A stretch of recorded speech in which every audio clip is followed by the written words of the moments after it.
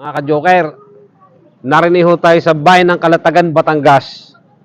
Alam ho ninyo, lahat ho ng bayan dito sa buong probinsya ng Batangas ay meron akong mamay. Kagaya ho dito. Ako'y may mamay din dito sa Kalatagan. Ay naikwento ho sa akin ng aking mamay Olimpio.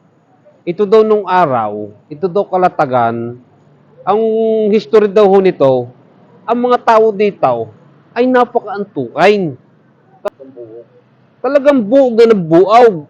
Halimbawa kakain ng amusal. Pagkakain agad nila, tara, buog tayo. Pagkakain ng tanghalian, gayon uli, tara, buog tayo. Napakantukin ng tao din sa Kalatagan. Kaya ho tinawag na Kalatagan, halimbawa ho'y naglatag ako din at yung katabi ko'y gustong bumuog, maglalatag din ho sa kada iskaw. Ay di ho ang tawag doon, Kalatagan ko ho. Paros kami bumuog.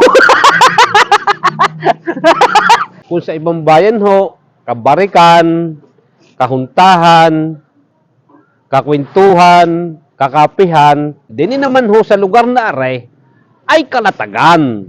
Yan nga ho sila'y tulog na ng tulog, buog na ng buog. Kaya tinawag ang lugar na itaw na Kalatagan.